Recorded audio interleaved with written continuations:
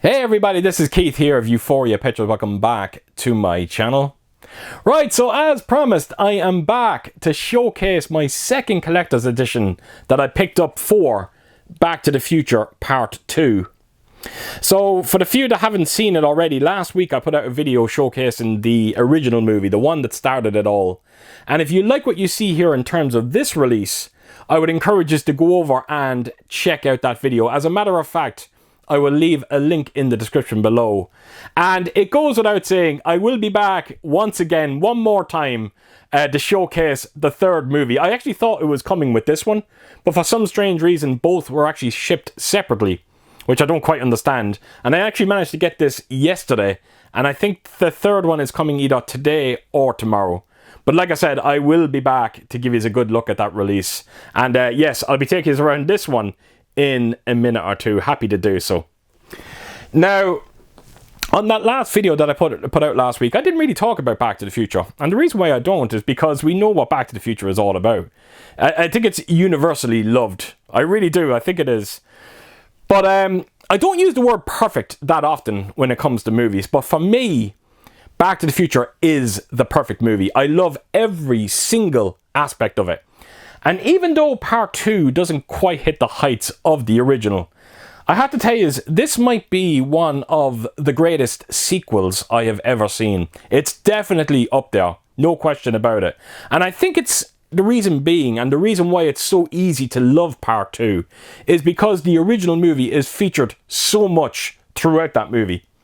You know, they go back to 1955, and we get to see everything in a different perspective, a different angle. And I have to tell you, I get so much out of those scenes. To see Marty McFly looking at himself performing Johnny Be Good on the stage, it gives me the shivers, gives me goosebumps. I think it was all just perfectly put together. Not only that, but we also get to see, you know, different timelines when it comes to 1985. Of course, we get to see the future as well. And I have to tell you, some of the set designs that you see throughout this trilogy are absolutely incredible, but they are quite amazing in the second one. The cast is fantastic as well. But the thing with Part 2 is, I always get this what if feeling from it every time I watch it. Because as you know, Crispin Glover didn't come back for the second movie. I think it was something to do with he was looking for the same wages as Michael J. Fox. And I kind of understand his argument in a way, because George McFly is so incredible in that original movie, and you do miss him in the second one, even though his character is in it. You can clearly see that they're hiding the fact that it's not Crispin Glover. So yeah, I get that what if vibe. I get that kind of, every time I watch it, I'm kind of going, let's just say Crispin Glover was in this movie. Would we have gotten a very, very different Back to the Future movie? So in a weird kind of way, you know, as much as I miss him, in a weird kind of way, I'm kind of happy he didn't come back either, because as I said, I think it's one of the greatest sequels out there. And now, after seeing it so many times, I wouldn't change a thing with it. But again, you can't help but think. Now, when it comes to the 4K transfer on this one, I mentioned that the first one looked great. This one does take it a step further, I think. Now, there is a lot of visuals that you see in this one, and there is a dip there in that 4K quality, but that is to be expected. And even though the visuals don't quite hold up today, you know what? I wouldn't change a thing, because I remember seeing this movie back in the day. They were groundbreaking. And they still in a weird kind of way take my breath away. But like I said, yeah, the 4K transfer does dip a little bit there in terms of quality. But it goes without saying, it's a very sharp image. Grain is ever present and beautifully consistent. The implementation, once again, of Dolby Vision is, oh my god, it looks stunning. Again, when you see, you know, Hill Valley, you see that where the clock tower is, particularly in the future segment, and you see all those colours, it looks incredible. So it's a fantastic 4K image, and it comes with an equally impressive Dolby Atmos soundtrack. And just like the original movie, it's very immersive, particularly when you hear the score. I keep going back to it, but you can't help it.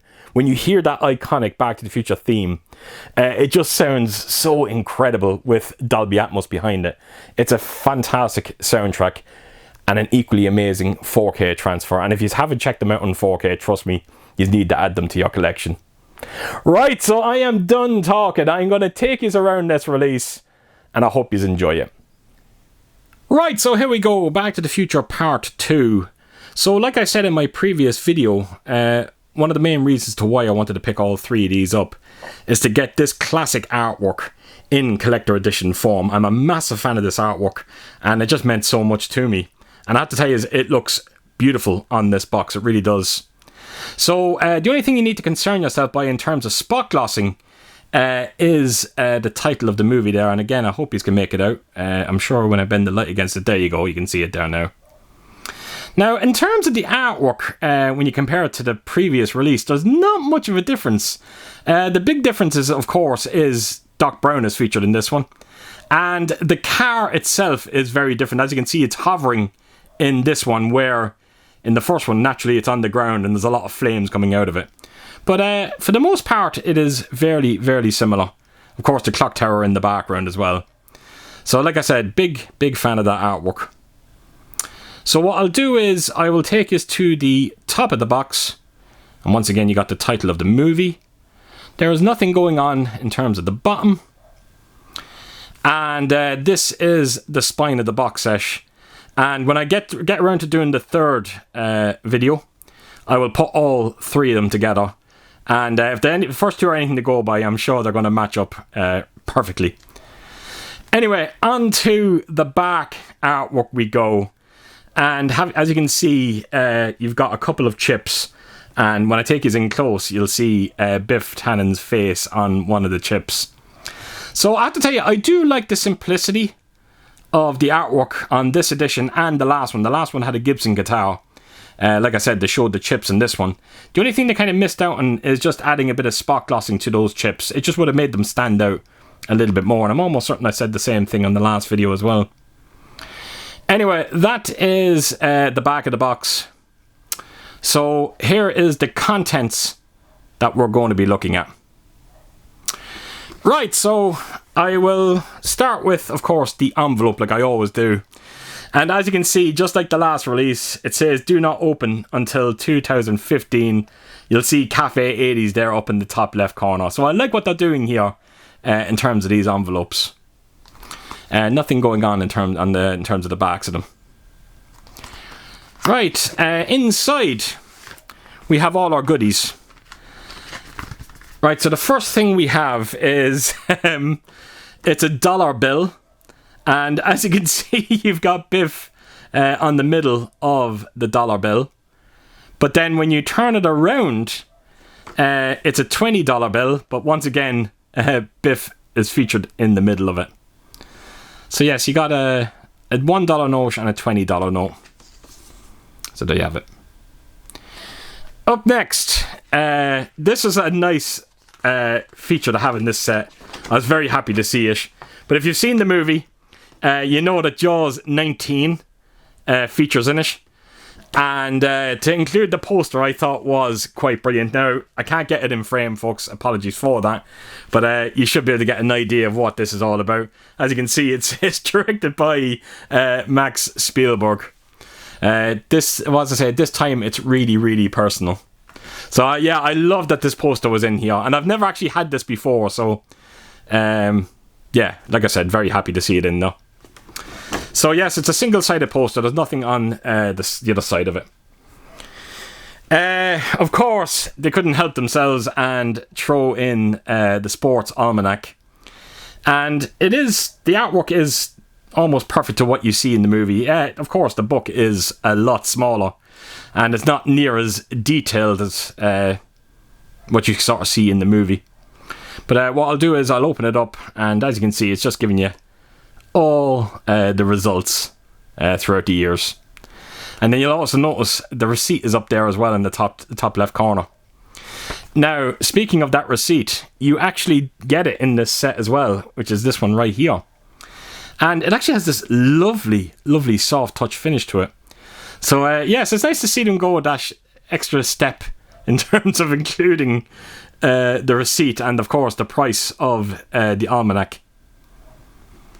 So there you go, that is the receipt. You've also got these couple of postcards come in this real kind of hard cardboard. And as you can see, it's showing some very different designs when it comes to the hoverboard. I'm almost certain I have this in a previous Blu-ray release. I'm almost certain it is this. So yeah, like I said, just a couple of hoverboard designs. Right, put that to a side, and here we go, the last item in the envelope, and it is a newspaper clipping. And once again, as you can see, it says youth jail, Marty McFly Jr. arrested for theft.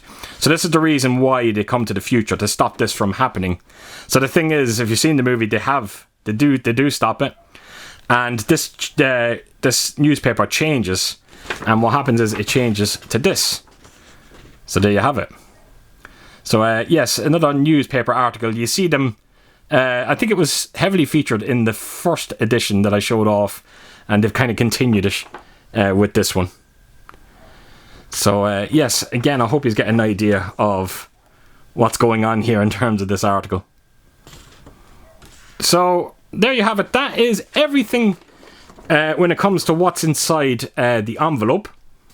So all that's left to show you is the Steelbook, which I'm going to bring in and show you. So just like the previous Steelbook, it's almost similar. It's the exact same, different color scheme, but they've kind of focused on a lot of the characters that you see in the movie. Whether it's, you know, is it Griff, and then yeah, it's Griff in the future, isn't it? Yeah, I think that's right. Of course, you got Marty there on the hoverboard. You see the older Biff there, and then of course Lorraine. So what I'll do is I'll take you in close and let's just have a good look at this. It has a simple matte finish to it, but it does look like there's a bit of glossing once again to the title of the movie. Look at that, it just stands out so much more.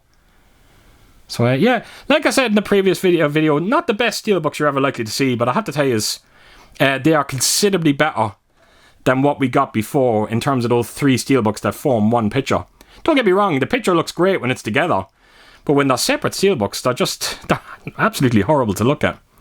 So on the back of this one, just like the previous release as well, they've just featured on, you know, a lot of still scenes that you see throughout the movie. So once again, you got Marty there holding the hoverboard. You got the gang there as well. You got Doc. That's basically the start of the movie. And then of course the DeLorean up top and the clock tower as well. So that's the back of the Steelbook, and I'll open it up in full, and there you go. So in terms of the inside of the Steelbook, you've got your 4K, you've got your Blu-ray, and I'm not going to remove them because, as you can see, everything that's behind it is everything that I showed in the set, what was in the envelope, minus the number plate, which is a bit strange. That I wonder why. Was the number plate meant to be in this set and they changed their minds? I don't know. But yeah, it's mostly everything you've seen in this edition. Anyway, that is the Steelbook, and that is everything when it comes to this release. So I just want to do a quick recap like I always do.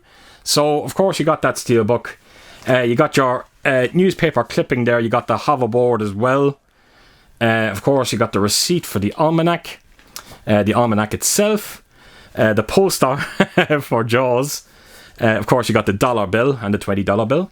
That's the envelope that holds it all in, and then of course the entire box, the box set itself. And there you have it. That is my release of Back to the Future Part 2. Right, so there you have it. That is my release of Back to the Future Part 2. And like I said at the start of this video, I will be back hopefully this week. If not, it'll be early next week to showcase Part 3. Looking forward to it, as a matter of fact. But the video will definitely be coming. So with that said, I am going to let you go. So as per usual, if you did like what you see here, please do give it a thumbs up. And if you could do, leave a comment down below. And please share your thoughts on this movie. And what did you think of this release of it? And yeah, I hope to see us all again real soon with my next video. Until then, I'll see you soon. Bye bye.